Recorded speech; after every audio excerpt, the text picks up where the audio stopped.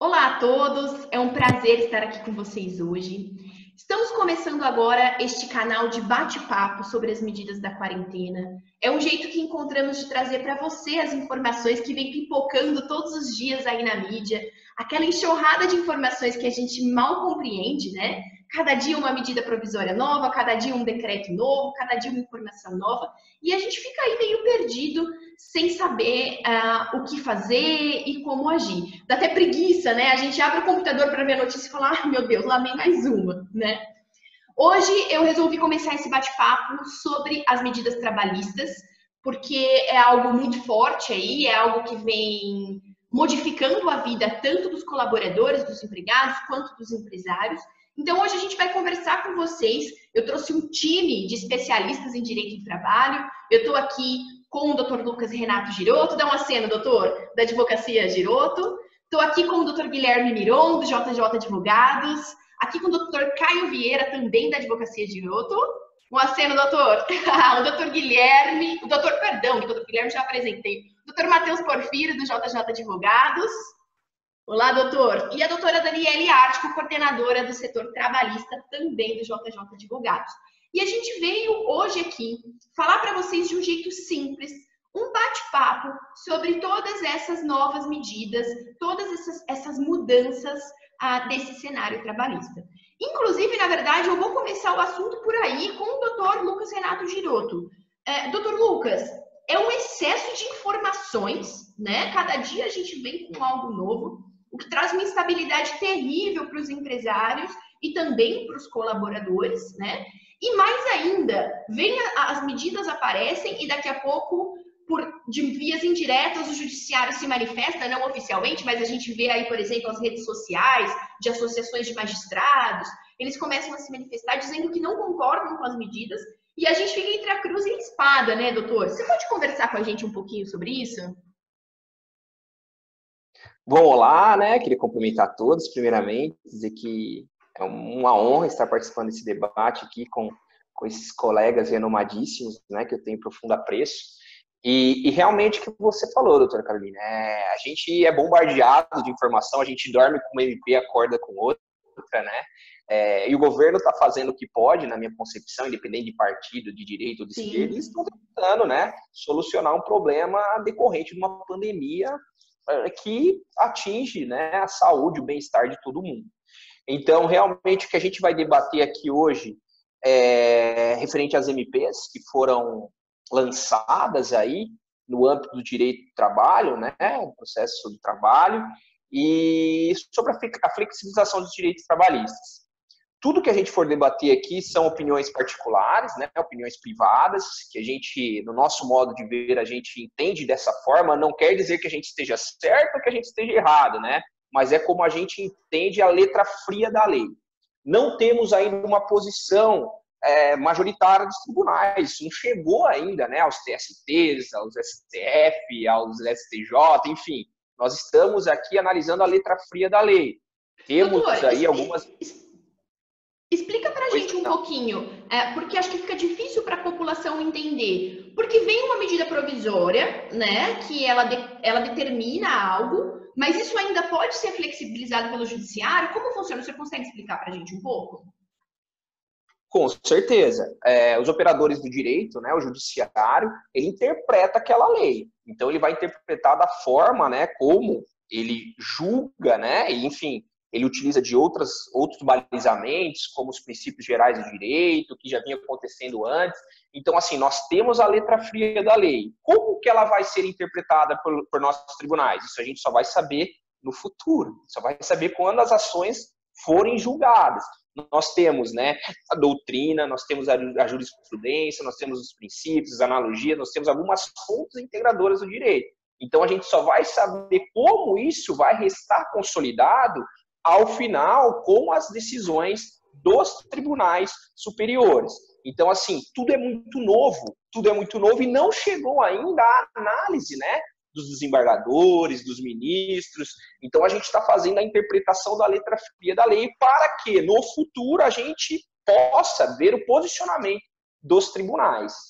Doutora Daniele, eu vou chamar junto o doutor Lucas e a doutora Daniele, eu estou abrindo na tela todos aqui. Vocês dois, então, doutora Daniele e doutor Lucas Giroto, vocês que são advogados aí de empresários, né? De empresas, vocês recomendam que mesmo que essas medidas elas possibilitem, que elas flexibilizem determinados direitos, que eles sejam, esses posicionamentos sejam vistos com cautela. Qual que é a recomendação de vocês para o cliente, para os clientes de vocês?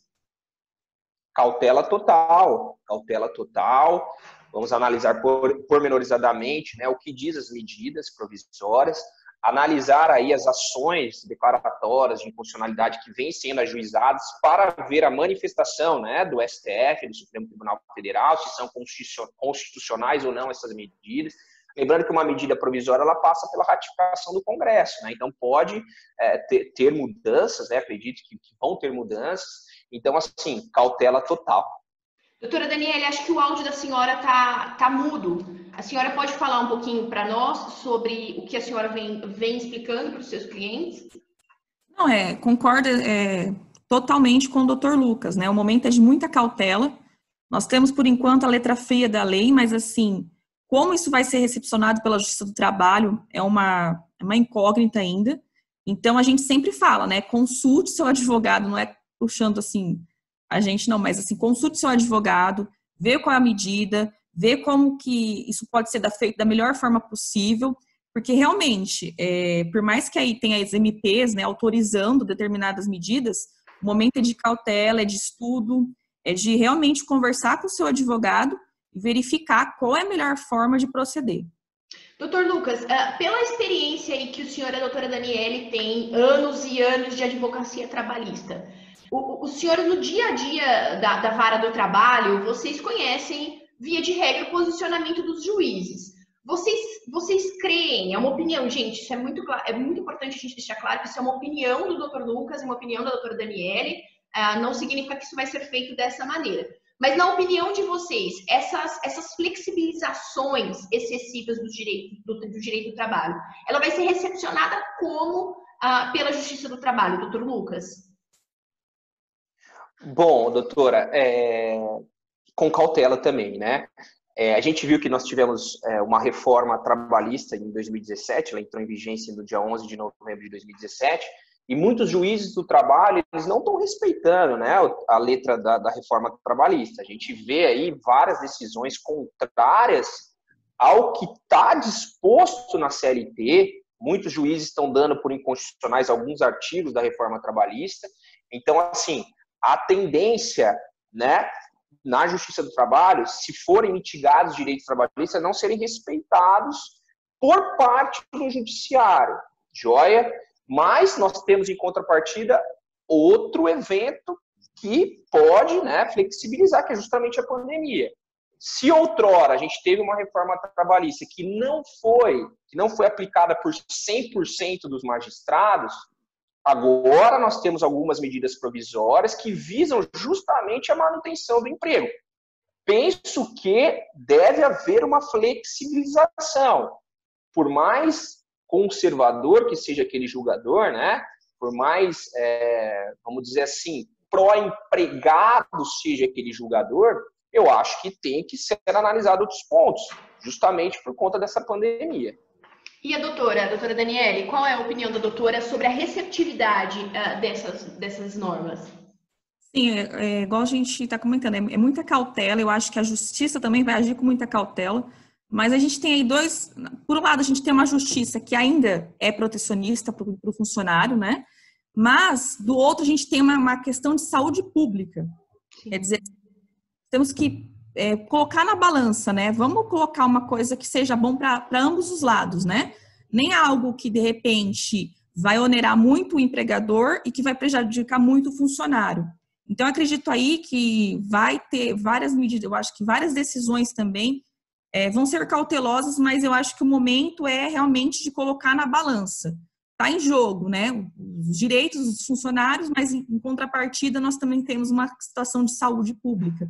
Perfeito. Então a gente começa essa nossa transmissão esclarecendo para vocês que estamos aqui ouvindo juristas Os 5 doutores que aqui nos falam são pessoas de extremo conhecimento na área, porém, naturalmente, eles são dotados de opiniões pessoais dentro de um rol de possibilidades que isso pode ser interpretado. Então, hoje o objetivo aqui dos doutores é trazer para os senhores a letra fia das medidas provisórias, o que foi determinado pelas medidas provisórias, e naturalmente eles vão pontuar o que eles têm aconselhado para os clientes deles, quais são as opiniões deles, sempre estando nós, ouvintes, cientes de que isso pode ser visto de outra forma futuramente. Existe ainda a possibilidade de análise pelo próprio Congresso Nacional, como o Dr. Lucas já disse, e também pelo próprio Poder Judiciário futuramente. Muito bem, esclarecido tudo isso, eu gostaria de começar o nosso bate-papo explicando um pouquinho sobre as atuais medidas provisórias. Então, hoje o nosso cenário nós temos empresas que estão fechadas, né? A maioria não, mas as empresas não estão podendo, com exceção dos serviços essenciais, atender ao público. Então, muitas empresas estão com o serviço completamente fechado, outras estão com o serviço parcialmente funcionando e outras continuam funcionando a todo vapor. Eu gostaria de saber, eu vou começar pelo Dr. Matheus Porfírio. Doutor, para aqueles colaboradores, para aqueles funcionários que ainda precisam trabalhar, ou seja, que ainda estão exercendo as suas funções na empresa, mas que não podem estar em loco na empresa, porque não existe a possibilidade de aglomeração, e eles estão em suas casas, ou onde é que eles estejam lotados, localizados, qual que é a possibilidade que o empregador pode ter diante desse cenário, doutor? Bom dia, doutora Carol. Bom dia aos meus amigos que também estão participando dessa transmissão. Eu sou o Matheus Henrique Porfírio, advogado trabalhista empresarial do JJ Advogados. Doutora, a pergunta é muito pertinente, né? Uma primeira medida provisória que o governo publicou foi a MP 927, né? E uma das medidas previstas por essa MP, né, já respondendo a sua pergunta, é a possibilidade da utilização do teletrabalho. Teletrabalho, que a gente pode conceituar ele como um trabalho realizado fora das dependências da empresa, por meio de ferramentas da tecnologia de informação.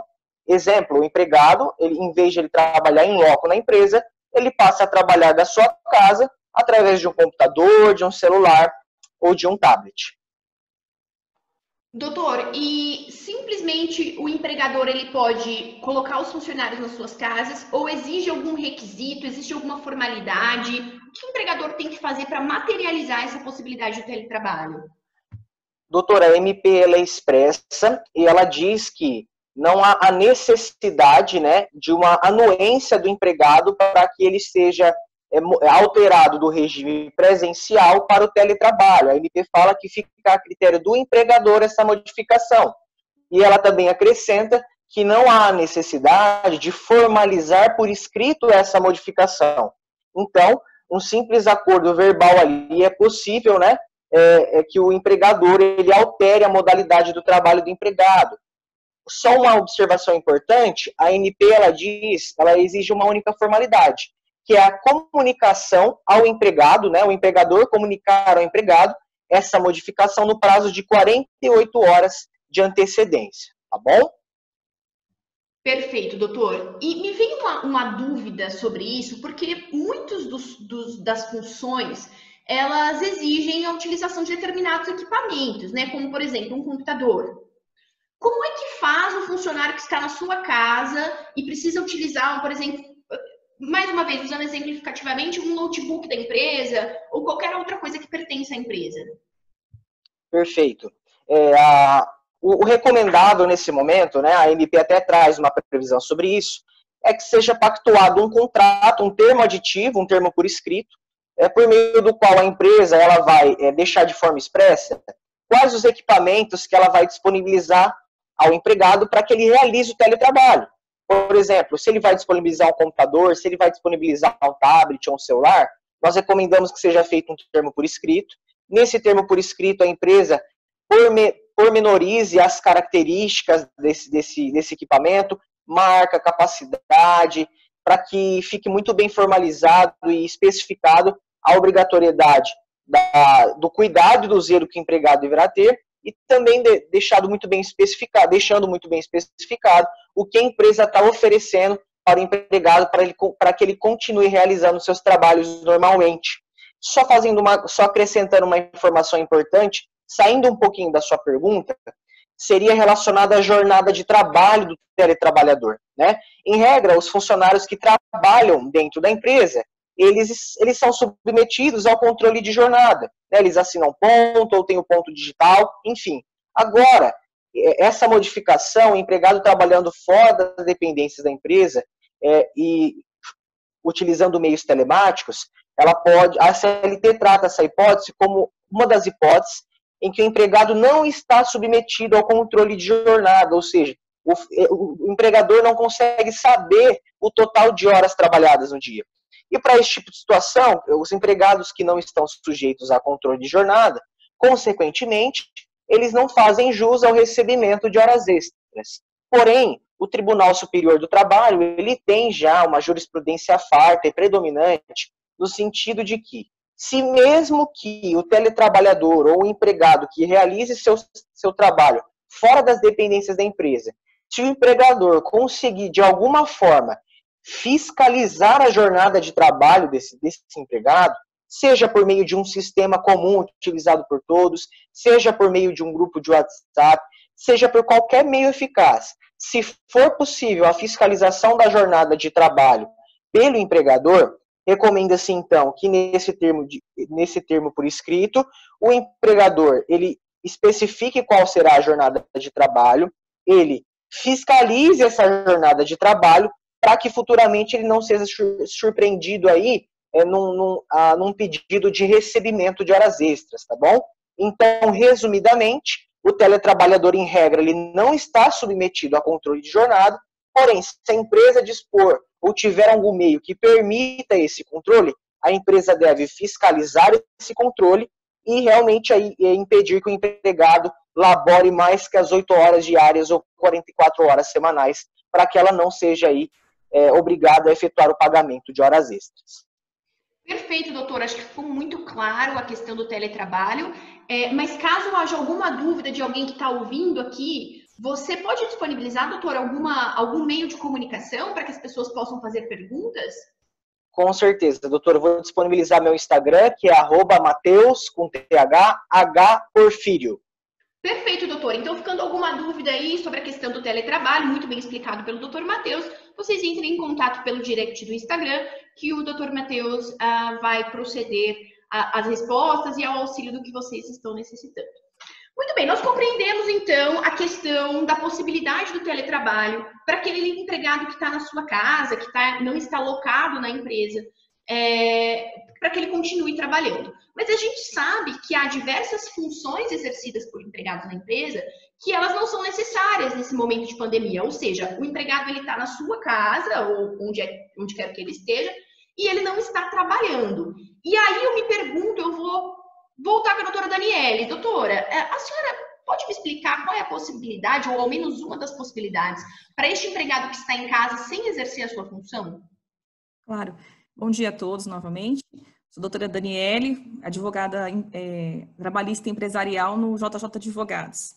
Pessoal, uma das alternativas aí que a MP 927 trouxe é a antecipação de férias individuais. Ou seja, você pode antecipar as férias dos seus funcionários, desde que ele seja comunicado com 48 horas de antecedência, seja por escrito ou por meio eletrônico, tá ok? E que nessa notificação conste o período de gozo dessas férias.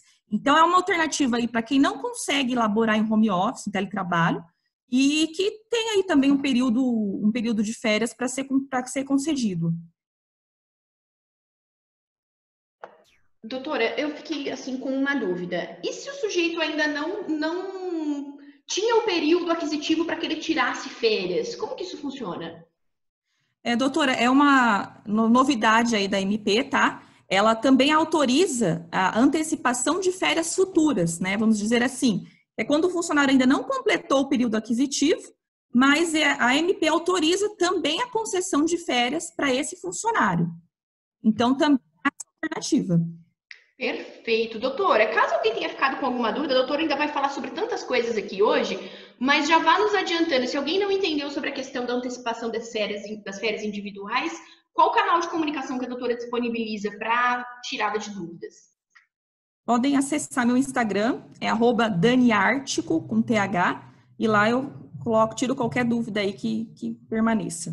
Perfeito. Então, a doutora Daniele falou para a gente sobre a questão da antecipação das férias individuais, supondo que haja uma parcela dos trabalhadores que não estejam trabalhando naquele momento.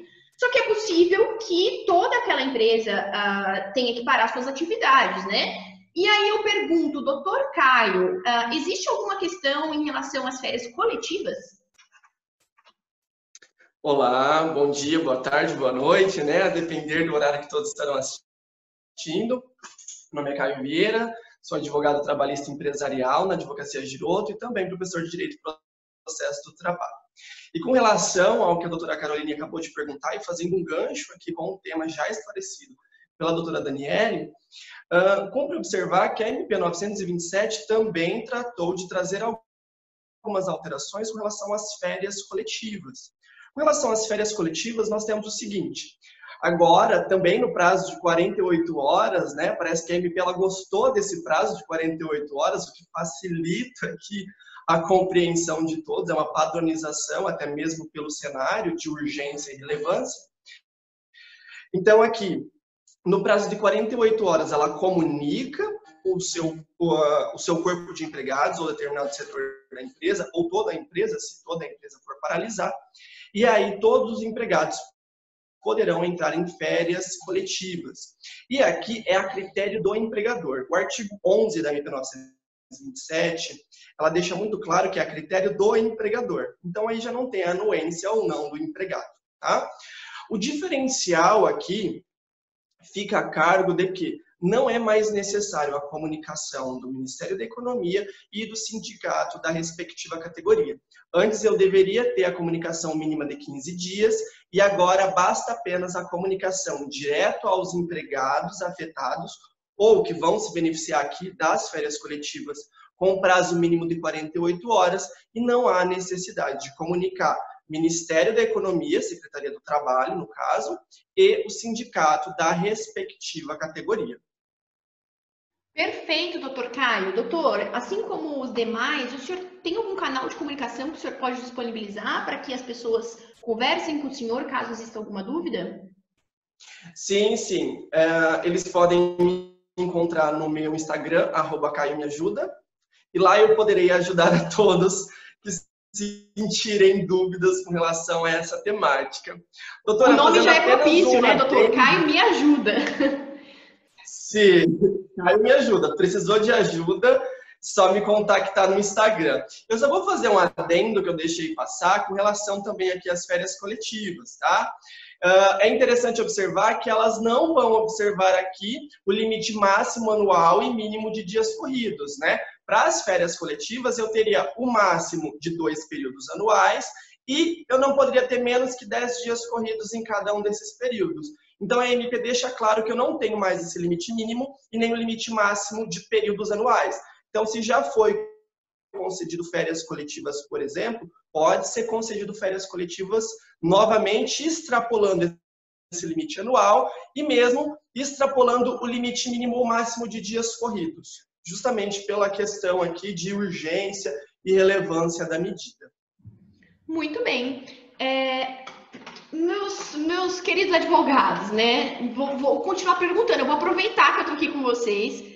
E me veio mais uma dúvida sobre a questão dos feriados. A gente está aí agora na Páscoa, né? Páscoa cai no domingo, mas a gente teve a Sexta-feira Santa, e virão outros feriados cujos dias cairão em datas que vão passar por essa pandemia, né? Ao longo dessa pandemia. O empregador, doutora Daniele, o empregador ele consegue fazer alguma coisa com esses feriados? Como funciona? Doutora, é uma novidade aí também trazida pela MP 927, que é a possibilidade de antecipação de gozo de feriados. Então, realmente, o empregador ele pode antecipar o gozo de feriados como uma forma aí de isolamento social, né, durante essa pandemia. Então, há essa possibilidade sim com a MP. E é um ato unilateral, doutora? Então, aí nós temos que fazer uma distinção, doutora, entre feriados civis e feriados religiosos. Os feriados civis, tanto federais, estaduais como municipais, eles podem sim ser concedidos por meio de ato unilateral do empregador, desde que os empregados interessados sejam notificados, tá? Com 48 horas de antecedência, e que conste nessa notificação quais feriados vão ser aproveitados de forma expressa. Já com relação aos feriados religiosos, é importante observar que eles dependem de anuência do empregado. Então, eles dependem da concordância expressa por meio de um acordo escrito entre empregado e empregador. Perfeito. E além desses feriados, é possível o empregador trabalhar de alguma forma com um banco de horas? Sim, também, né, a MP trouxe aí. O banco de horas, ele já é uma medida já trazida pela CLT e convenções coletivas, só que a MP, ela trouxe uma inovação. Você pode conceder esse banco de horas para os funcionários e depois eles vão ter até 18 meses após a cessação do estado de calamidade para fazer essa compensação, tá ok? Esse banco de horas, ele depende também de acordo escrito, pode ser individual como coletivo, mas há essa possibilidade de compensação em até 18 meses após a cessação do estado de calamidade. Me parece, né, outro dia, em um determinado momento, eu estava aqui com o Dr. Lucas Giroto e nós estávamos até conversando sobre isso. Doutor, o senhor tem um posicionamento interessante sobre... Parece que existe um debate sobre isso, né?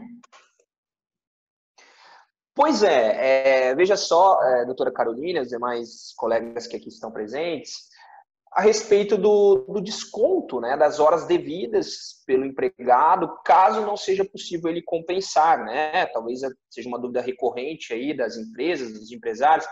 E se o empregado tem muitas horas a compensar e ele não consegue compensar essas horas?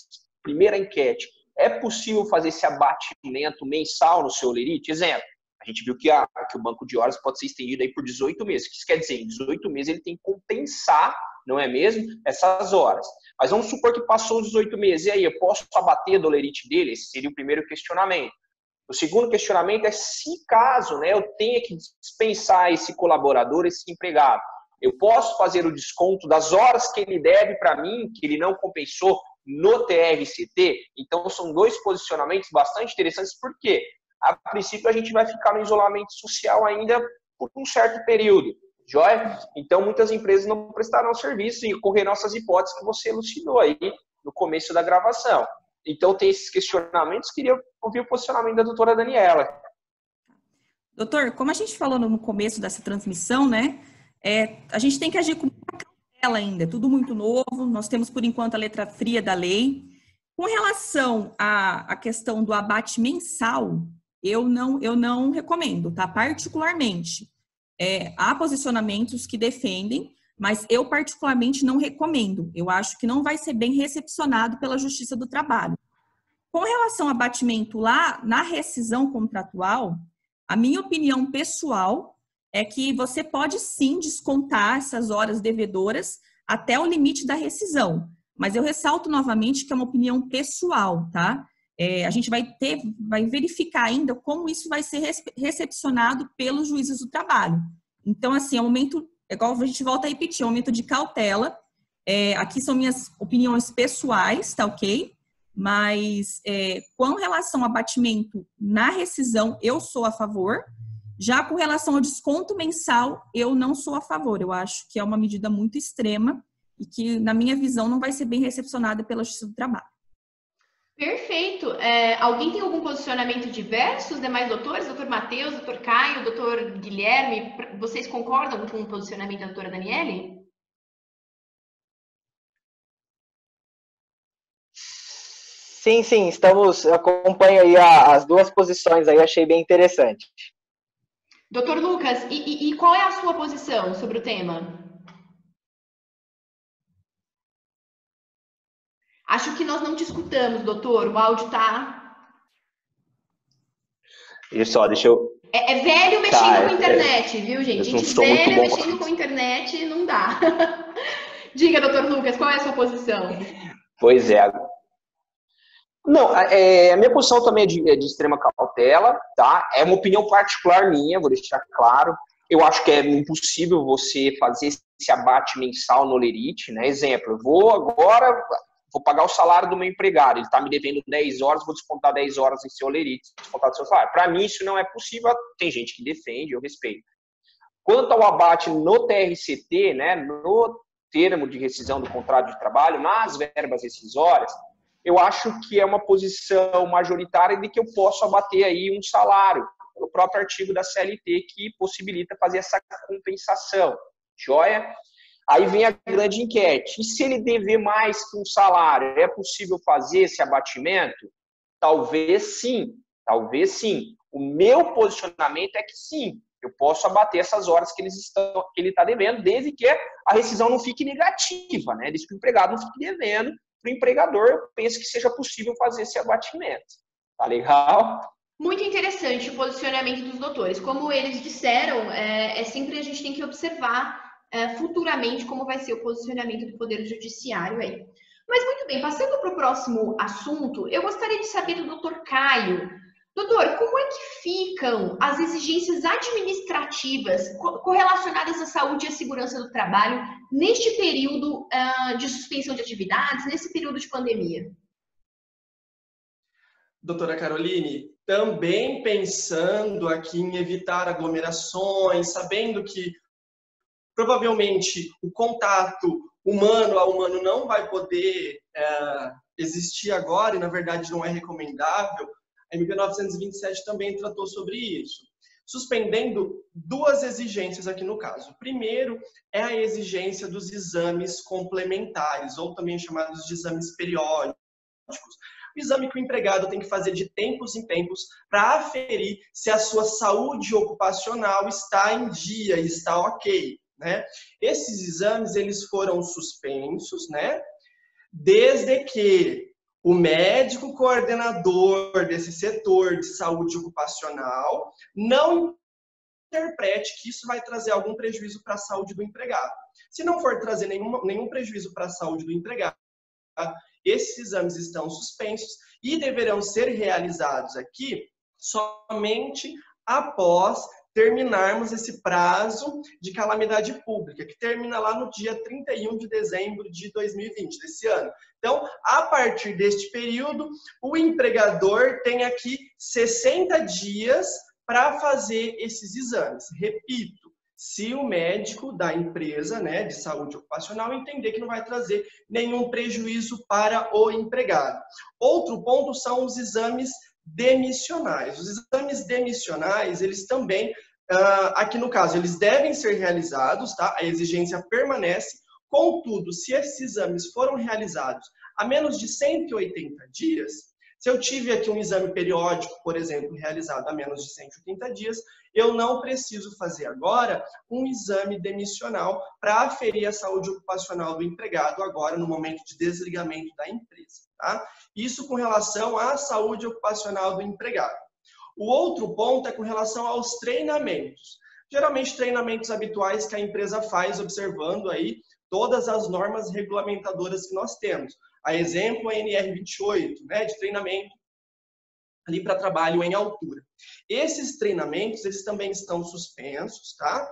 Durante aqui a consecução, durante o contrato de trabalho, e a critério do empregador, o que eu achei interessante, inclusive, é que pode ser feito na forma EAD, ensino à distância, desde que eu permaneça, eu consiga, digamos assim, dar o treinamento prático que o empregado precisa para conseguir desenvolver todas as suas funções com a mais estrita segurança. Se não for a critério do empregador dar esse ensino EAD, é possível deixar para que eles sejam realizados 90 até 90 dias após terminarmos aqui o nosso período de calamidade, nosso estado de calamidade pública, que termina lá no dia 31 de dezembro.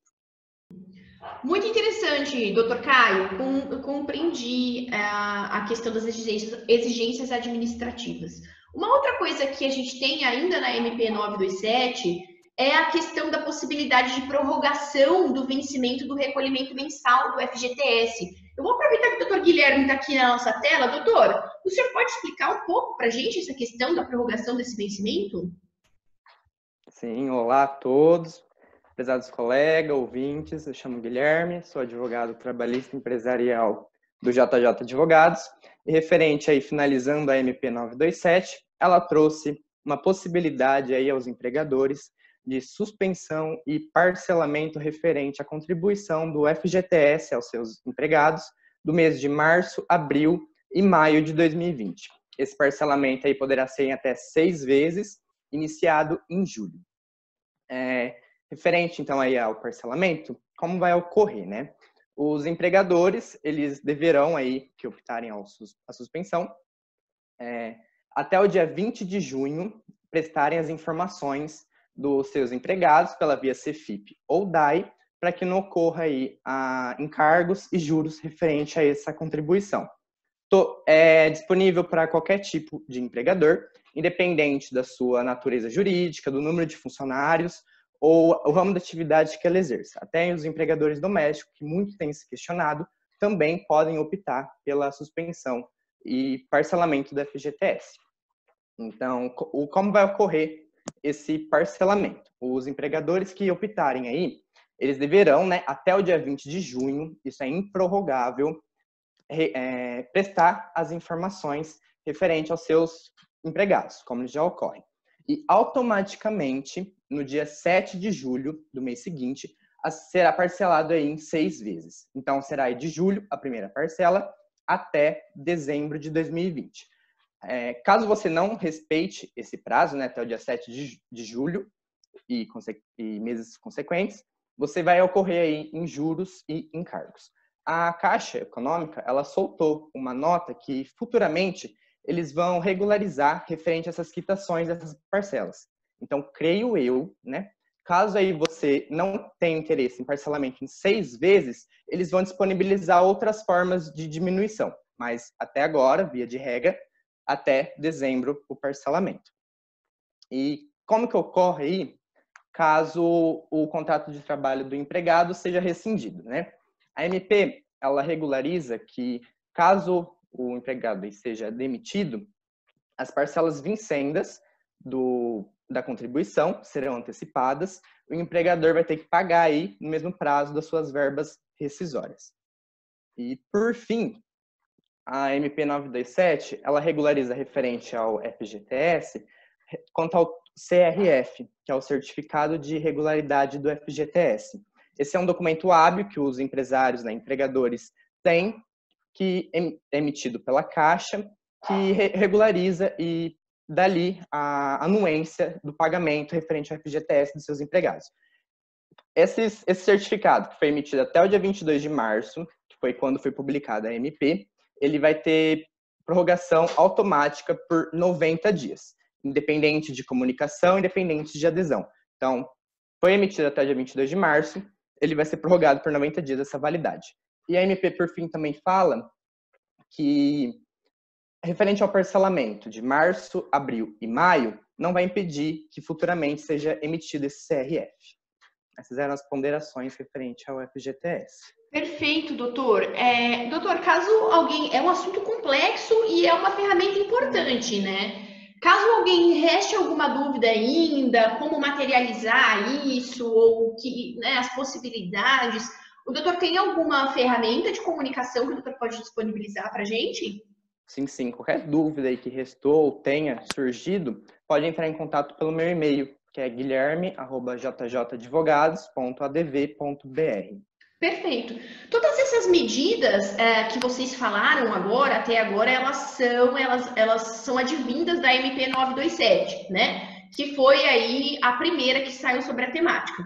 Só que depois, alguns dias depois, a gente teve mais uma medida provisória também de um vulto importante, que foi a medida provisória 936, que veio trazer mais possibilidades para o empregador lidar com essa situação de pandemia. Doutor Lucas, é uma medida complexa, né? Eu achei interessante que o dia que a medida saiu, vários clientes do escritório disseram, olha, eu li 10 mil vezes e eu não entendi absolutamente nada do que estava escrito. Então, é de fato difícil para a compreensão das pessoas que acabam não tendo uma formação em direito. Então, eu gostaria de aproveitar aqui o dom acadêmico do Dr. Lucas, que também é professor de processo do trabalho, Professor e doutor, o senhor consegue explicar para a gente um pouquinho melhor essa questão da redução proporcional da jornada de trabalho, da suspensão temporária? O senhor fala um pouco para a gente disso, fazendo favor? Pois não, vamos tentar esmiuçar alguns pontos aí da MP 936, não é? Que trouxe algumas flexibilidades, flexibilizações na jornada de trabalho e na suspensão temporária dos contratos de trabalho. Então, é conforme a gente falou, nós temos aqui basicamente 2 institutos que a MP trouxe para que sejam mantidos os empregos. São eles, né? A redução da jornada de trabalho e, consequentemente, a redução da remuneração e a suspensão do contrato de trabalho. A redução da jornada e a redução do salário pode ser estendida até 90 dias e a suspensão temporária do contrato de trabalho por 60 dias. Então, são 2 medidas que a MP trouxe. Joia? Essa MP, para quem tem interesse, né? Conforme eu falei, MP 936, e nós temos, então, que analisar esses 2 institutos. Como que ele vai se materializar? Eu quero fazer uma ressalva aqui, talvez bastante importante, porque a MP, ela, na minha concepção, na minha humilde concepção, visão, ela é muito importante. Ela veio realmente para manter os empregos, é aí um respirador, vamos dizer assim, para a pandemia que atinge os empresários. Joia? São medidas que foram avançadas aqui, que foram colocadas para que os empregos sejam mantidos. E, não obstante isso, ela é falha em alguns pontos. Tá? Primeiro ponto que eu acho que ela é bastante falha. Ela esqueceu dos empresários ou das empresas que faturam mais de 4.800.000 reais. Ela trouxe, né, essas empresas, é possível fazer aí a suspensão do contrato de trabalho, mas tem que haver uma contrapartida, de 30% do salário. Então, eu acho, na minha concepção, que tem que ser feita uma medida para essas grandes empresas, essas que faturam mais de 4.800.000 reais. Apenas que a gente faça uma conta simples aqui. Esse faturamento é bruto, né? O que a empresa faturou em um ano, no ano de 2019. Ou seja, se aquela empresa ela vende mais de 400.000 reais por mês, grande parte aqui da medida provisória não é aplicada a ela. Outro ponto importante é que ela também ela traz, né, uma distinção para aqueles que ganham mais de R$ 3.135 e que ganham menos de R$ 6.101. Ou seja, nós temos um limbo aqui. Um limbo por quê? Nessa faixa de que ganha R$ 3.135 até R$ 6.101, a MP ela não é aplicada. Quer dizer, ela não é aplicada na sua totalidade, porque aí os acordos devem ser coletivos. Então, são pontos interessantes, que, na minha opinião, são pontos falhos que precisam, sim, ser remediados. E vamos voltar agora, então, para a suspensão do contrato de trabalho e para a redução proporcional da jornada.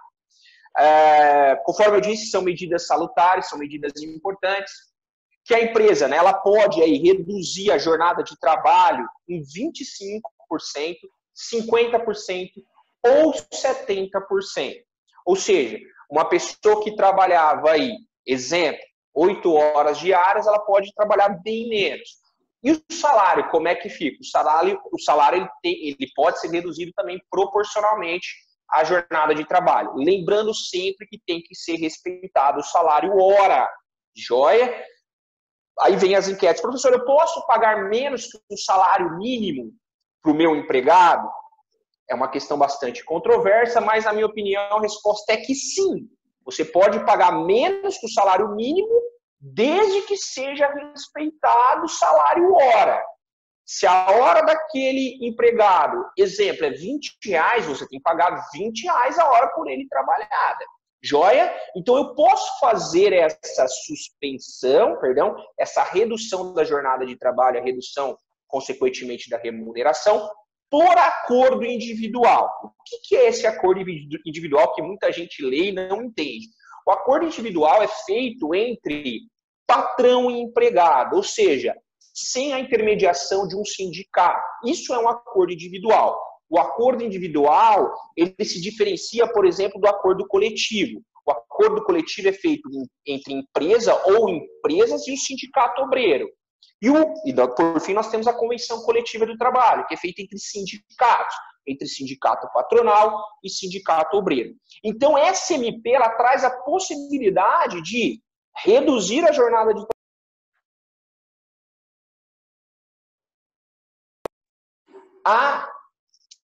suspender o contrato de trabalho. Acho que o seu áudio deu uma falhadinha. O senhor pode voltar um minutinho na sua fala?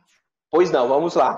Então, eu disse o seguinte, a MP ela trouxe a possibilidade de suspender os contratos de trabalho e a remuneração mediante acordo individual e suspender os contratos de trabalho até 60 dias mediante acordo individual. Que eu falei no começo, falhou um pouquinho o áudio de novo, né? Volta aqui ao que eu falei no começo. O limbo que eu disse, entre o salário de R$ 3.135 até R$ 6.111, é possível fazer isso? É possível reduzir a jornada de trabalho e a remuneração? É possível suspender o contrato de trabalho? É possível, só que eu preciso do sindicato através do acordo coletivo. Outro tema bastante importante. Na suspensão do contrato de trabalho, nós vamos ter aqui a contrapartida, o recebimento sendo feito através do governo federal, através da União, tendo como base o seguro-desemprego. Se você não tem direito ao seguro-desemprego, não tem problema, ele serve como base para os pagamentos. Ou seja, quem vai pagar isso é a União, é o governo federal, vai utilizar para tanto de critérios, né? Ou da remuneração paga pelo seguro-desemprego. E eu lembro aqui que o teto do seguro-desemprego é de R$ 1.813. Ou seja, o máximo que a União vai pagar na suspensão desses contratos é R$ 1.813. Se o cara ganha R$ 7.000 e teve o contrato de trabalho suspenso, quanto que ele vai ganhar? R$ 1.813. Então, são essas, né, as disposições previstas aqui, né? Estou resumindo muito, previstas na MP 936, feita aí pelo presidente da República. Vou abrir a enquete, porque a MP ela é bastante extensa, né? Ela tem 18 artigos, e eu queria debater com vocês aí alguns pontos da MP, estou à disposição. Doutor Lucas, muito se fala a respeito da constitucionalidade dessa redução aí de jornada e salário por acordo individual, tá? Qual que é a opinião do doutor? Você acha que isso vai ser bem recepcionado? Como que isso vai ser decidido na Justiça do Trabalho? Esse tema é muito importante, doutora, até porque nós temos, né, uma garantia constitucional, né, mesmo, de redução de salários. A gente só pode reduzir salários mediante a participação do sindicato, né, em estados de peculiaridade financeira da empresa. A empresa esteja passando aí por dificuldades financeiras. Então, veja só, vão ter ações, né, de declaração de constitucionalidade, como já temos, que é a DI 6363, proposta pelo Partido Rede. Essa DI, né, de relatoria do ministro Lewandowski, ele já deu uma liminar que, na minha humilde opinião, ela vai contra, né, ao que prevê a própria MP, de que a gente, na liminar dele, para suspender, para reduzir, tem que comunicar aos sindicatos. Os sindicatos, então, têm que fazer acordos coletivos. Ora, a MP ela veio justamente para desburocratizar. E vem o ministro e fala, não, você tem que comunicar ao sindicato, e se o sindicato não fizer esse acordo coletivo, o seu acordo individual passa a valer. Acredito, tá, que essa liminar, ela vai ser cassada pelo Supremo, porque vai contra justamente ao interesse do legislador, no caso aqui do presidente da República. Já vi vários deputados federais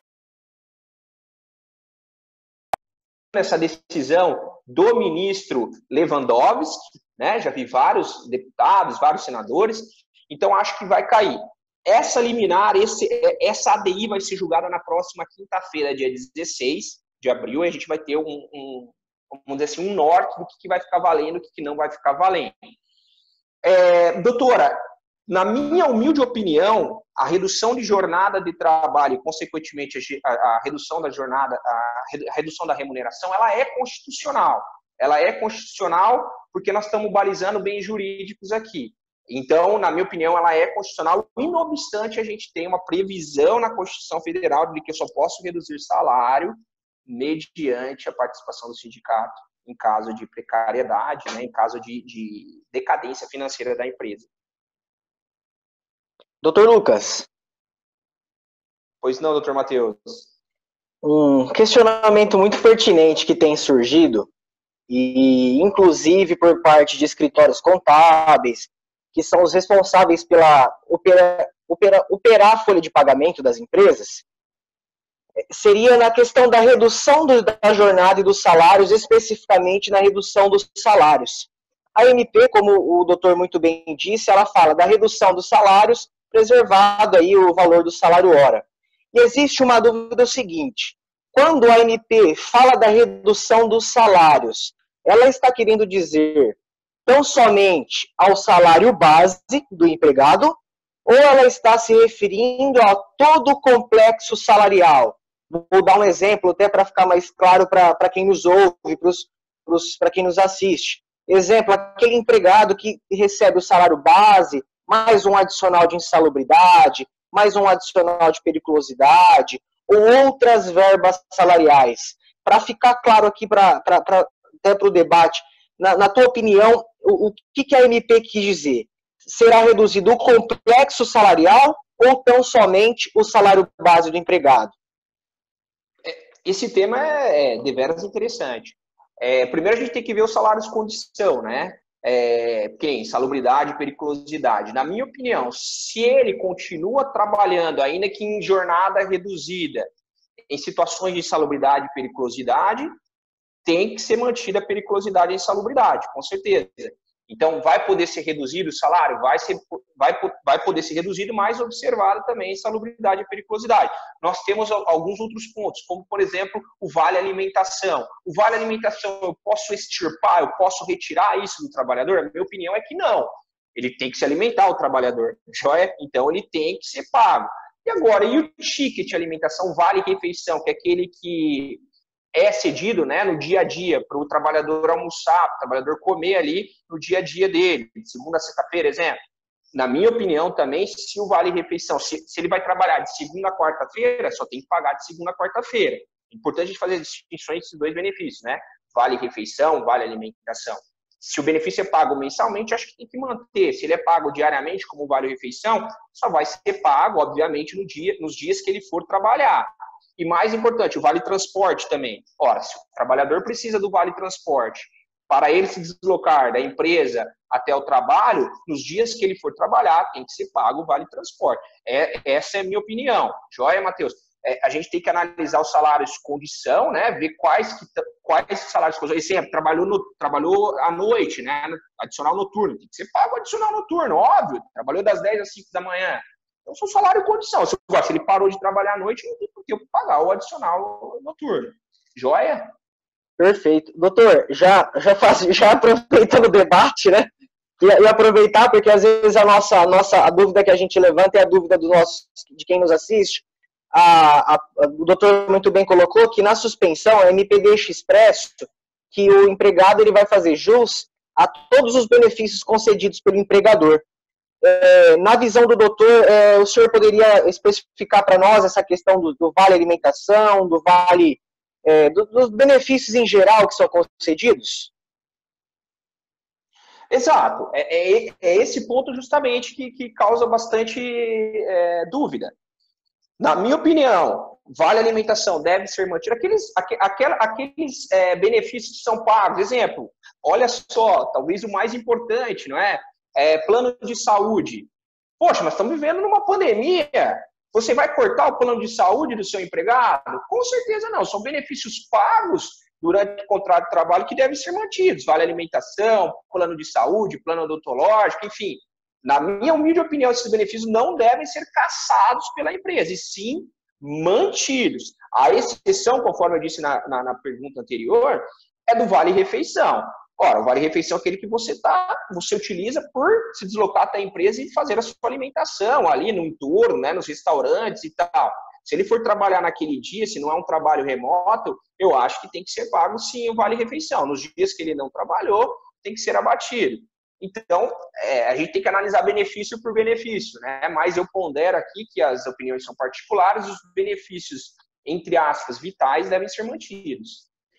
Mas, em suma, doutores, então, a MP 936, ela traz essas duas possibilidades de benefício. Vamos sumarizar para quem está escutando a gente. Então, a gente tem dois benefícios, é isso, doutor Lucas, que a 936 traz. Duas possibilidades, vamos dizer, né? Que seria essa suspensão do contrato e a redução da jornada. Em suma, é isso. Em suma, é isso. Lembrando que, apenas sumarizando, gostei desse termo que você utilizou, essas medidas são cabíveis mediante acordo individual entre empregador e empregado. Joia? Na faixa salarial, que vai de R$ 3.135 a R$ 6.101, eu preciso de acordo coletivo ainda. Falei para vocês que seria um limbo aqui, né? Na MP, a previsão disso, que tem que ser consultado o sindicato. E também reforço aqui, temos uma liminar em vigência, ela não foi cassada ainda, do ministro Lewandowski, que diz o seguinte: você quer adotar essas medidas de suspensão do contrato de trabalho por 60 dias ou de redução da jornada por 90 dias, tudo bem, você pode por acordo individual. Só que você vai ter que comunicar ao seu sindicato, o sindicato obreiro, e se o sindicato obreiro não fizer o acordo coletivo em 30 dias, o acordo individual passa a ter vigência. Então, vamos ponderar também que até quinta-feira o Supremo Tribunal Federal vai decidir sobre isso. E vai, né, analisar se precisa ou não da chancela sindical, se precisa da ratificação sindical. Minha opinião particular, essa decisão do ministro Lewandowski vai contra o fundamento da medida provisória. Você imagina, se eu preciso de acordo coletivo para fazer suspensão do contrato de trabalho, redução da jornada, a medida provisória não precisa existir. Não sei se vocês concordam com isso. Doutores, e aí a gente tem o empregador, ele possui essas duas possibilidades, né? E aí eu gostaria que vocês explicassem um pouquinho, vou pedir para o doutor Matheus fazer isso. Doutor, existe alguma contrapartida por parte do governo? O governo entra com alguma contribuição, com algum benefício nessa equação entre empregador, empregado e governo? Qual que é o papel do governo nesse caso? Carol, como já respondendo a sua pergunta, sim, o governo ele vai entrar com uma contrapartida. Como muito bem dito pelo Dr. Lucas, né, o governo ele trouxe duas possibilidades. No caso da suspensão contratual, a gente tem duas hipóteses aqui. Uma primeira hipótese são para aquelas empresas que faturaram no ano de 2019 valor menor aí, né, menor ou igual a 4.800.000. Para essas empresas, optando pela suspensão do contrato de trabalho, e quando nós falamos suspensão, não existe prestação de serviço, não haverá pagamento de salários por parte da empresa, e em contrapartida, o empregado ele vai ter direito a receber o benefício emergencial no valor correspondente a 100% do seguro-desemprego que ele teria direito. Por outro lado, para as empresas que faturaram um valor superior a 4.800.000 no ano calendário de 2019, a empresa ela vai pagar 30%, né, a título de ajuda compensatória mensal do valor salário do empregado, e o governo vai arcar com 70% do valor do seguro-desemprego a que o empregado teria direito.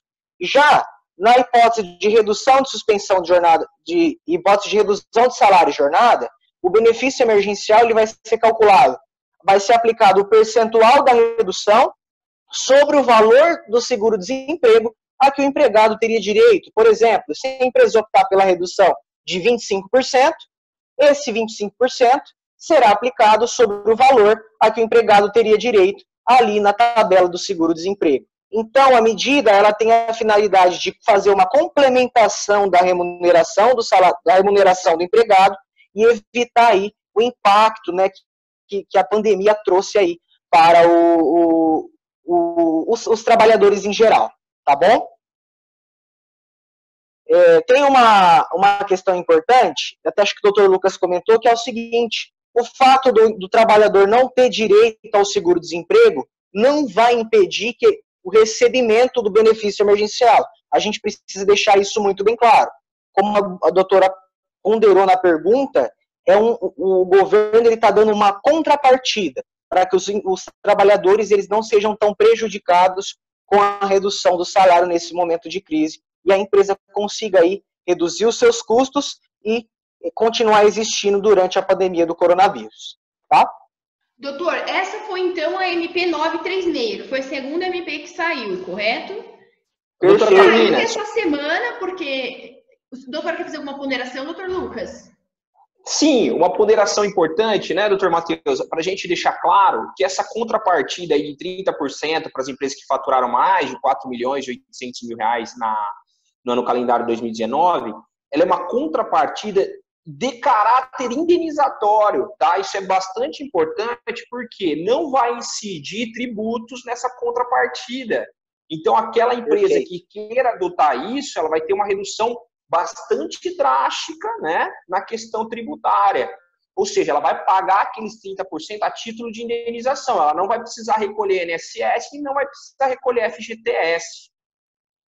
Perfeito, doutor. Joia. Perfeito, colegas.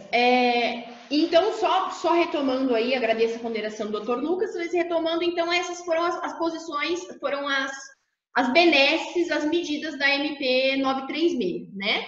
E aí, essa semana, porque não para, cada dia uma coisa nova, né? Essa semana me parece que a gente teve mais uma notícia aí, que foi uma notícia relacionada ao FGTS, né? Doutor Matheus, o senhor pode explicar para a gente um pouquinho essa questão do FGTS? O que aconteceu essa semana com o FGTS? Perfeito, doutora. Foi publicada a medida provisória 946, né? E a medida provisória, ela trouxe dois assuntos muito importantes. Primeiro, extinção do fundo PIS/PASEP e segundo, a liberação do saldo do FGTS. É importante a gente só deixar claro aqui para todo mundo que está nos ouvindo, porque quando a notícia saiu na internet, surgiu o questionamento se o abono salarial do PIS ele foi extinto pelo governo. E, na verdade, não foi isso que aconteceu. Só para todo mundo entender, imagine o seguinte, duas contas bancárias diferentes, certo? Nós temos, de um lado, uma conta bancária que foi criada lá em 71, que as empresas elas são obrigadas, né, como recolher um tributo, né, um tributo chamado PIS. E esse PIS, para os empregados que foram contratados lá entre 71 e 88, esse valor recolhido pela empresa, ele era destinado, vamos colocar entre aspas, a uma conta bancária que chamava Fundo PIS/PASEP. A partir de 88, foi criado o Fundo de Amparo ao Trabalhador. Imagine uma segunda conta bancária. Essa conta bancária era responsável pelo pagamento do seguro-desemprego e pelo pagamento do abono salarial do PIS. O que aconteceu? A partir de 88, o Fundo PIS/PASEP deixou de ser usado. E algumas pessoas não recolheram os valores ali que existiam. E agora, através da medida provisória 946, o governo federal extinguiu essa conta bancária, se assim a gente pode falar, e remanejou os valores que ali existiam e transferiu para a conta do FGTS de cada trabalhador, tá bom? Quanto a uma coisa importante, respondendo à pergunta, né, o abono salarial deixou de existir?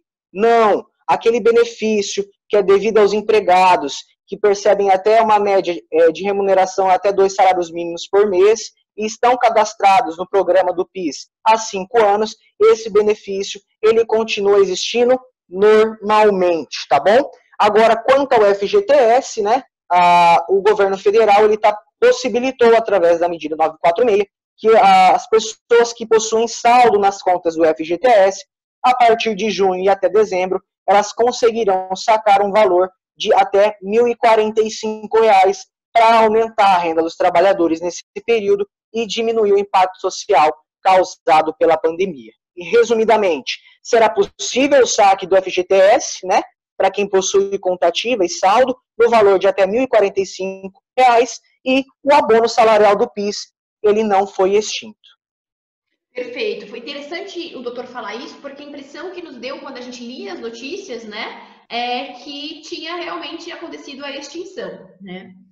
Colegas, eu vou perguntar, na verdade, eu vou direcionar a pergunta para o doutor Matheus, mas vocês estão em modo de galeria aqui, de forma que tá todo mundo que está nos assistindo está vendo todo mundo. Eu gostaria de ouvir a opinião do Matheus, mas, subsequentemente, eu gostaria de ouvir a opinião de todos também. Doutor, vocês mencionaram várias vezes aqui, ao longo dessa transmissão, de que já existia uma análise dessas medidas pelo Supremo Tribunal Federal. O Supremo Tribunal Federal, inclusive, já tinha se manifestado, o doutor Lucas já trouxe aqui a ponto que já houve uma liminar, né? E me parece que vai haver o julgamento aqui, o doutor Lucas até adiantou a data. Doutor Matheus, o senhor explica para a gente, mas eu gostaria que o senhor, eu vou pedir para o senhor, porque nem todo mundo compreende essa questão de ter uma medida que veio do Executivo e depois uma análise pelo Supremo Tribunal Federal. O senhor explica para a gente o que é essa análise do Supremo Tribunal Federal, o que está sendo, qual é o objeto dessa análise? Fala para a gente um pouquinho, doutor Matheus. Com certeza, doutor. Após a publicação da MP 936, ela foi publicada no dia 1/4, né, no dia 1º de abril. No dia 2 de abril, o Partido Rede ele entrou com uma ação declaratória de inconstitucionalidade contra a MP 936. O que ele visava? Né? Como o doutor Lucas muito bem ponderou, quando ele falou daquela questão da redução salarial de jornada, redução de salário por acordo coletivo, o Partido Rede veio e falou assim, STF, a MP 936, ela contraria o que diz a Constituição. A Constituição diz que a redução de salários só pode ser realizada mediante negociação coletiva, certo? O que aconteceu? Como o ministro Ricardo Lewandowski, né, que foi o relator aí, ele analisou esse pedido em caráter de urgência e determinou o seguinte, ele falou, realmente, esse trecho da medida provisória, ele precisa obedecer o que diz a Constituição. Dessa maneira, a redução de salário e de jornada, ela não pode ser feita exclusivamente por acordo individual.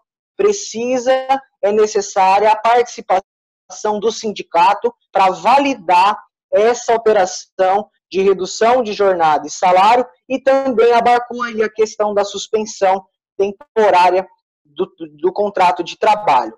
Resumidamente, a partir da publicação dessa decisão, para que a redução do salário e da jornada e a suspensão do contrato de trabalho tenham validade, é necessária a chancela do sindicato.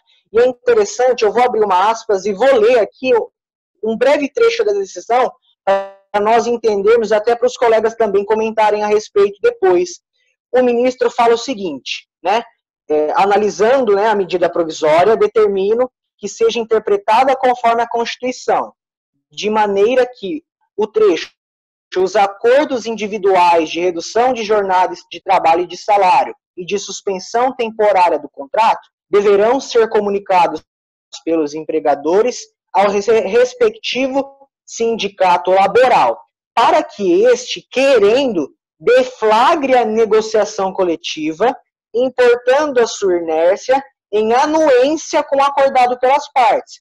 Então, basicamente, ele falou o seguinte, fez o acordo individual, empregador e empregado, fez, comunica ao sindicato.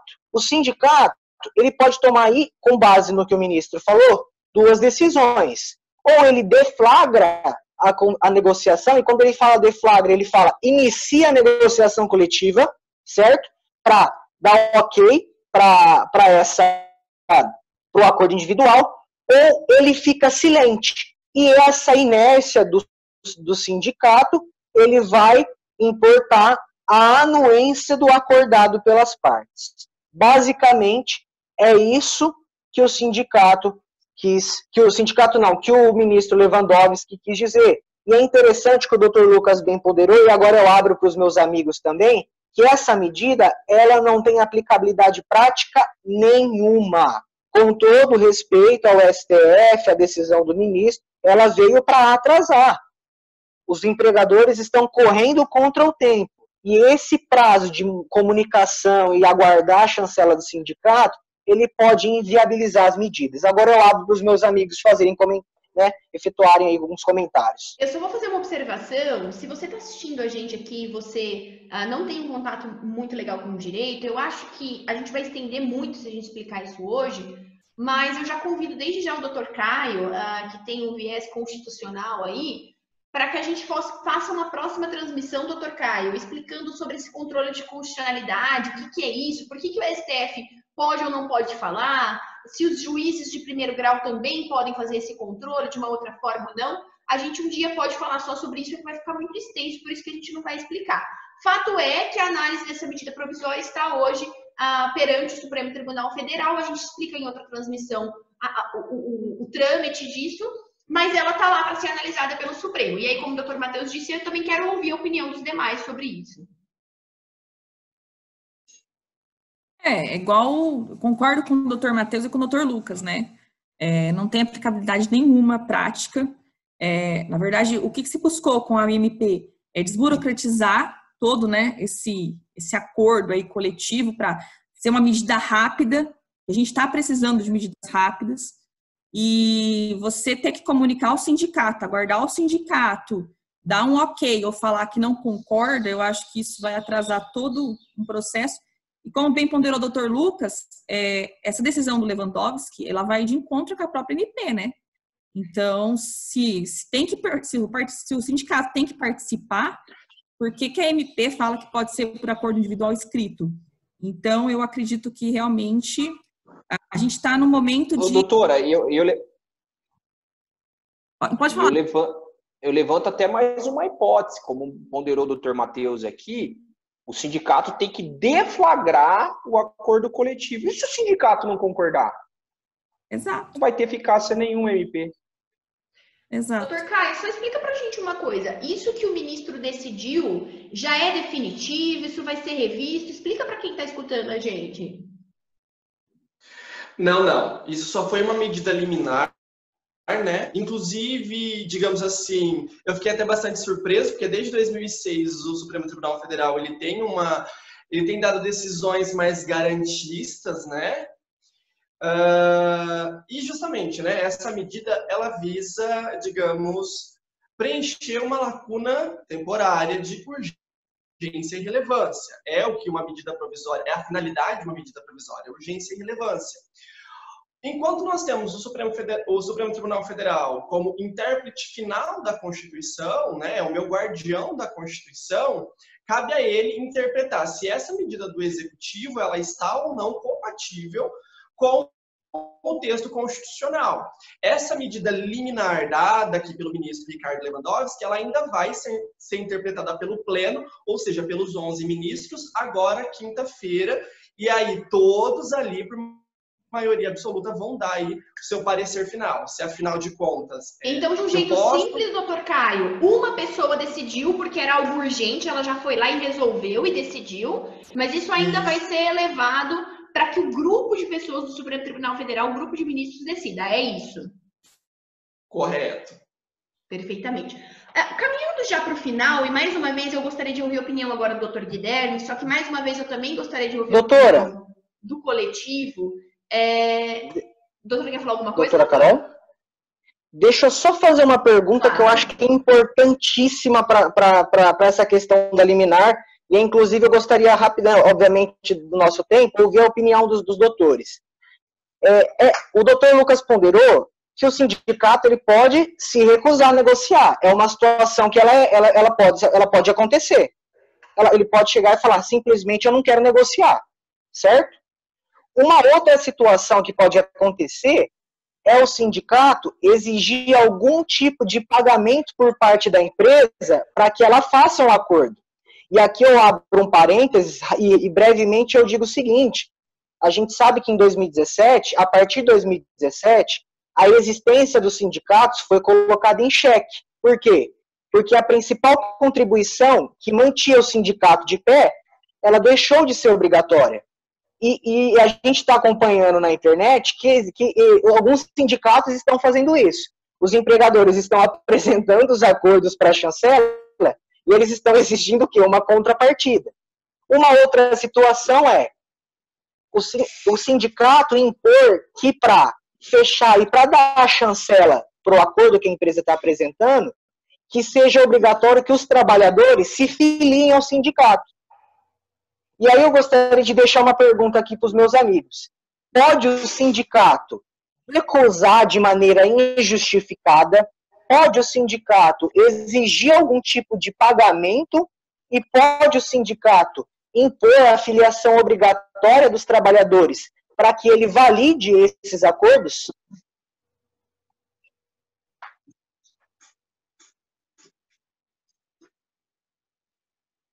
Vocês estão com a palavra, meus queridos. Podem ficar à vontade. Doutor Lucas, quer responder? Gostaria de saber a opinião dos doutores.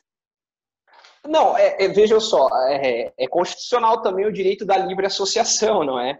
A partir do momento que eu exijo da pessoa a sua associação, eu estou indo, né, de encontro ao que diz o texto constitucional. Então, assim, olha como o tema ele é bastante peculiar. Olha onde a gente está entrando, né? Se de um lado, para o ministro Lewandowski, há uma aparente inconstitucionalidade, né, em reduzir salários e jornadas sem a participação do sindicato, por outro lado, o sindicato exigir a filiação, exigir uma contrapartida, também tem um cheirinho de inconstitucionalidade.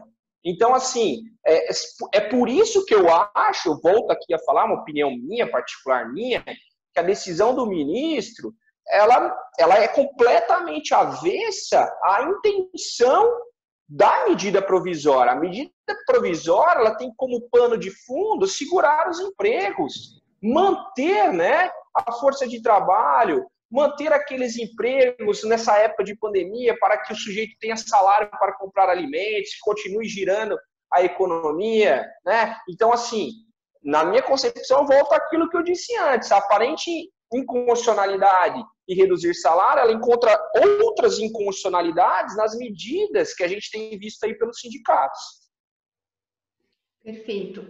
Eu vou aproveitar o gancho do Dr. Lucas, até para fazer a pergunta que eu ia fazer para o Dr. Guilherme já. Independente de juízo de valor, porque eu não quero que essa transmissão não tenha nenhum viés político, então não estou vindo aqui falar que é positivo ou que é negativo, nós vamos nos abster disso. Mas fato os doutores vão saber dizer melhor do que eu, porque a especialidade dos doutores é direito do trabalho, processo do trabalho. Fato é que o direito do trabalho, ele é uma matéria que traz uma proteção ao hipossuficiente, assim como tantas no nosso ordenamento jurídico, como o Código de Defesa do Consumidor, por exemplo. Então, a gente tem uma figura hipossuficiente, que é a figura do trabalhador, e a CLT ela é protecionista a esse trabalhador, porque ele não é uma parte igual, né? A gente tem o empregador, que tem diversos poderes sobre o empregado, e a gente tem o empregado como hipossuficiente que precisa ser protegido, ou seja, eu preciso dar mais direitos para esse empregado para que ele ganhe um mínimo de patamar de igualdade, aí, uma igualdade material com o seu empregador. Então, a gente tem essa justiça do trabalho protecionista, essa CLT protecionista. Mas fato é que neste ano, e de novo, isso não é um juízo de valor, mas é uma constatação, que várias situações trabalhistas vêm sendo flexibilizadas, né? Com a bandeira em prol aí de fomentar a economia nacional.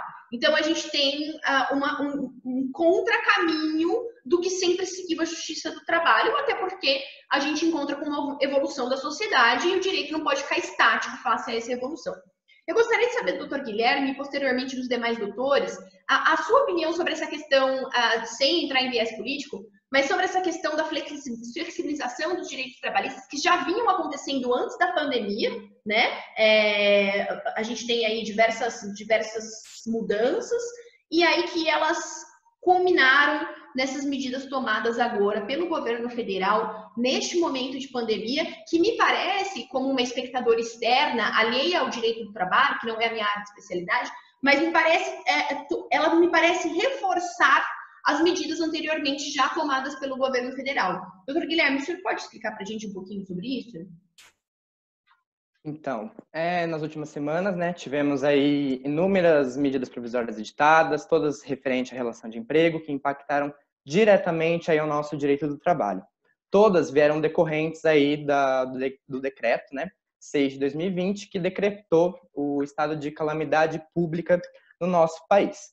Acho que é importante a gente lembrar que a medida provisória, como já foi dito aí pelo Caio, ela tem esse caráter de urgência, de necessidade e de ser provisória. Então, diante da nossa situação atual, né, que decorreu aí de uma calamidade, de um vírus, visando esse isolamento social, visando a manutenção do emprego e renda, foram editadas aí essas duas medidas provisórias. Muito questionadas, muito debatidas, por conta de peculiaridades, né, de uma forma sucinta. A MP 927, que não foi para o STF julgar, mas ela regularizou e regulamentou referente à prevalência do pacto individual. Então, eu posso, com o meu empregado, né, antecipar umas férias, banco de horas, ir para um teletrabalho. Já diferente do que concerne ao 611A, artigo da CLT, que é a primazia do direito coletivo e convenção coletiva. Além disso, a MP 936, né, que está aí para julgamento no STF, ela flexibilizou ainda mais a que concerne a redução de jornada e salário mediante acordo individual, sem necessário aí para algumas situações, né, o sindicato, contrário totalmente ao que prevê a Constituição Federal, no artigo 7º, que estipula lá referente, tem que ser mediante acordo coletivo ou convenção coletiva. Além disso, flexibilizou aí comunicados por meios eletrônicos, agora evitando essa locomoção. E, por fim, ela trouxe a suspensão do salário de uma forma diferente do que prevê a CLT, que com o Estado custeando aí um benefício, né, de acordo com o seguro-desemprego da pessoa, não necessariamente ao seu salário, já que recebe. Estamos aí diante de situações, né, de conflitos de normas e princípios. A Convenção fala uma coisa, a medida provisória fala outra, a Constituição está falando outra, mas acho interessante para a situação que a gente está, levando em conta tudo que a gente está passando no momento, decorrente aí da força maior da pandemia, a gente tem que priorizar sempre a proteção ao emprego e da sobrevivência da empresa também, porque além de consequências de milhares de desemprego e despedidas, também tem o risco de extinções de estabelecimentos, né? Porque também está impedindo de trabalhar, de ter o lucro e tudo mais. E a interpretação dessa flexibilização, principalmente no atual momento que a gente está passando, fiz muito isso por conta que é uma situação completamente excepcional, que ninguém aguardava tudo isso. O direito do trabalho tem a medida aí, né, a rigor, de ser analisada sobre outras perspectivas.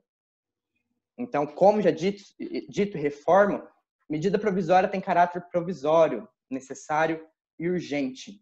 E a nossa situação agora completamente cumpre esses 3 requisitos, né? E mas me parece, em que pese ser do direito do trabalho, né, a primazia aí em conflito de normas, vamos para que prevalece mais o empregado, né, por ser hipossuficiente. Me parece, eu gostaria de ouvir a opinião de vocês, porque quando a CLT ela foi criada, a gente tinha um status quo, né? A gente tinha um país vivendo um momento X que existia a necessidade da proteção extrema dos direitos dos trabalhadores. Nos últimos tempos, de novo, isso é a impressão de uma espectadora externa, né? Não especialista em direito do trabalho. Me parece que as novas medidas, pré-pandemia mesmo, elas vieram um pouco na contramão, né? Flexibilizando um pouco mais o direito do trabalho. Então, eu tenho a impressão que a pandemia, essas medidas que foram tomadas agora, porque elas são necessárias, porque elas são urgentes, mas de uma forma ou de outra, ela vai mudar a perspectiva do direito do trabalho. É natural que grandes tragédias mudem a perspectiva da humanidade e, via de consequência, das ciências em geral, inclusive do direito. Mas me parece que essas medidas da pandemia, que são necessárias, elas estão abrindo um novo viés de leitura para o direito do trabalho. Vocês concordam com o que eu estou dizendo ou não? Sim, principalmente aí a questão do teletrabalho, né, que antes a CLT permitia, só que muita gente ainda tinha um certo receio de aplicar, ainda tem muita dúvida referente a isso. Também a flexibilização de comunicação, né, que agora a MP, por exemplo, permitiu ser pelo WhatsApp, ser por e-mail, ser por telefone. Então, eu creio que isso, futuramente, deixa certos resquícios para ser editado também. Doutor Matheus, o que o senhor acha sobre isso? Doutora Carol, eu concordo com tudo que o doutor Guilherme falou, belas ponderações. Eu acho que é um momento que a flexibilização ela é necessária, né? E, assim, o mundo mudou, né? A CLT ela foi publicada em 43, era outro contexto econômico, a relação entre patrão e empregado era outra. Hoje nós vivemos em outra dimensão. Então é urgente sim a flexibilização e acredito que nós, apesar de, como o doutor Lucas bem ponderou, alguns juízes ainda estão com dificuldade de aplicar as novas medidas, as novas possibilidades. mas acredito que já foi um grande passo. E precisaremos mais, e acredito que essa pandemia, depois que ela terminar, ela vai abrir muitos horizontes aí e vai levantar muitas hipóteses aí para que o direito do trabalho consiga cada vez mais chegar perto da atualidade. Doutor Caio, qual é a sua opinião sobre o assunto para finalizarmos? Olha, um grande doutrinador do direito, né, Silvio de Salvenosa, ele diz, na verdade, em seus livros, que o direito ele é tão flexível e mutável quanto é mutável e flexível os anseios sociais, né? Se nós pegarmos o mercado de trabalho de 1943 e o atual mercado de trabalho, nós temos condições completamente diferentes. E se nós pensarmos ainda que a única alteração relevante, expressiva, aconteceu em novembro de 2017, nós demoramos muito para flexibilizar alguns direitos. Então, eu acredito que as medidas provisórias que estão sendo editadas nesse momento, elas estão vindo pegaram carona na reforma trabalhista, na Lei 13.467 de 2017, e vem completamente galgando aí para que consigamos cada vez mais, mantendo, evidentemente, esse paralelo, esse equilíbrio entre empregado e empregador, mas que consigamos flexibilizar a aplicação da legislação trabalhista. Não tanto com aquele viés protecionista que nós tínhamos em outrora, mas enxergando que nós temos N tipo de empregados, mas também temos N tipo de empregadores, né? O empregador não é sempre o elo mais forte, o empregador e o empregado nem sempre o elo mais fraco aqui da relação jurídica de emprego. Eu quero ouvir ainda o doutor Lucas e a doutora Daniele. Nosso tempo está assim encurtando, nós temos pouco tempo para falar, mas eu vou ser mais específica na minha pergunta, então. Doutor Lucas, qual é lógico que o senhor não é vidente, né? Não tem como o senhor dizer exatamente como ocorrerá o futuro, nem a doutora Daniele. Mas qual é a perspectiva, na opinião do doutor, para o futuro do direito do trabalho pós-pandemia? Doutora, eu sou uma pessoa otimista, tá? Eu acho que, não obstante os percalços que teremos após essa pandemia, eu sou uma pessoa otimista. Eu acho que a nossa economia ela vai voltar a se engrenar, vai voltar a girar e que postos de trabalho serão mantidos na medida do possível. Essa é a orientação que a gente tem passado, né, para os nossos assistidos, para os nossos empresários, para os nossos colegas.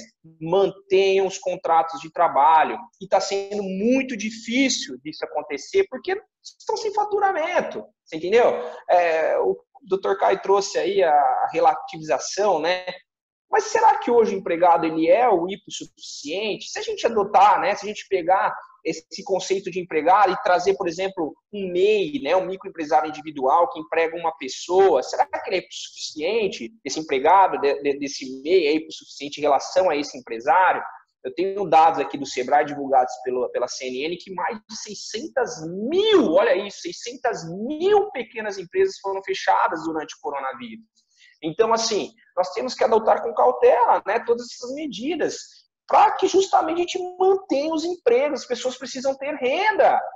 E aí você fica colocando, né, empecilhos, percalços, entraves para isso, a consequência vai ser o quê? A dispensa. A gente não quer isso, a gente tem que manter os empregos, a gente tem que manter a economia girando. Por isso que veio essas medidas provisórias, caráter de urgência. Eu espero, com otimismo, de que grande parte dos empregos sejam mantidos, que essas medidas provisórias sejam respeitadas. A gente precisa disso, infelizmente, para que a nossa economia continue girando, para que as pessoas menos assistidas tenham dinheiro no bolso para comprar remédios, para comprar alimentos. Às vezes a gente vê, né, mas ele vai ganhar 70% do que ganhava, mas é melhor a gente ganhar 70% do que não ganhar nada, infelizmente. Vocês entenderam? Então, assim, todo mundo está fazendo concessões, todo mundo está tentando manter os empregos, pelo menos as pessoas que a gente tem um convívio, está fazendo de tudo, trabalhando com números, mesmo sem faturar. Imagina vocês, uma pessoa que tem uma loja em um shopping center, que está aí há longos dias sem vender, né, uma peça de roupa, sem vender um par de sapato. Então, essas medidas são para essas pessoas, você entendeu? Para esses empresários que não estão conseguindo aí gerir a sua atividade empresarial. Então, assim, a minha perspectiva é de otimismo. Vamos lá, vamos ver o que a gente tem em mãos, vamos trabalhar com isso, vamos manter os empregos, isso vai passar, entendeu? E vamos fazer com que as partes menos favorecidas sejam assistidas, tenham condições de comprar comida, de viver, de terem remédios. Então, assim, é um período curto, se Deus quiser. Isso vai acabar e vamos, né, manter os empregos, vamos adotar as medidas que estão em nossas mãos. Todo mundo vai perder um pouquinho, joia? E a gente tem que ter ciência disso. Eu já aproveito aqui, desejo um grande abraço a todos, estou me despedindo e espero aí fazer novas lives, novos encontros para a gente debater esses assuntos. Doutor, antes do senhor ir, só deixa o seu contato que o senhor não deixou, caso alguém queira tirar uma dúvida. Qual é o canal de comunicação com o senhor? Pois não, Instagram, @LucasRGiroto, R mudo, Lucas R. Giroto. Adicione aí, a gente direto está postando todas as coisas, todas as reformas trazidas aí, as inovações legislativas. Um grande abraço, fiquem com Deus. Um abraço, doutor. Para a gente finalizar, doutora Daniele, a gente está aqui com 2 minutinhos, eu vou pedir para a senhora ser breve, mas eu só queria finalizar com uma coisa. A senhora, como advogada de empresa, de empresário, se a senhora pudesse dar um conselho para o empregador hoje, qual seria? O que a senhora tem aconselhado os seus clientes? A gente aconselha, igual eu falei, cautela, né, doutora? O momento, por mais que a gente torce, eu sou igual o doutor Lucas, né? Eu tô com essa flexibilização. Eu acredito muito que assim, na medida do possível, ser bem recepcionado pela Justiça do Trabalho, porque o momento pede, né? Eu acho que a atual condição mundial pede. Então, assim, o que eu aconselho meus clientes? Cautela, consulte seu advogado, busque informações, né? Não é puxando sardinha, não, perdão da expressão, mas busque orientação.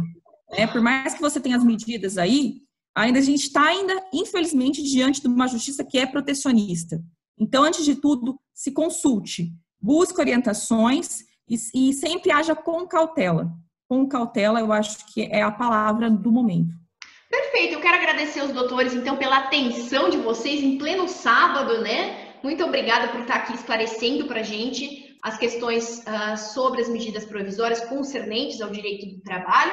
E a gente volta aqui em breve para falar um pouco de outros assuntos. O doutor Caio já fez uma promessa aqui, ele nem aceitou, mas eu já fiz o aceite por ele, de que nós vamos falar um pouquinho sobre a intervenção do Poder Judiciário aí, nas questões das medidas econômicas e tantos outros assuntos. Eu agradeço vocês, a gente se vê numa próxima transmissão. Obrigada, tchau, tchau.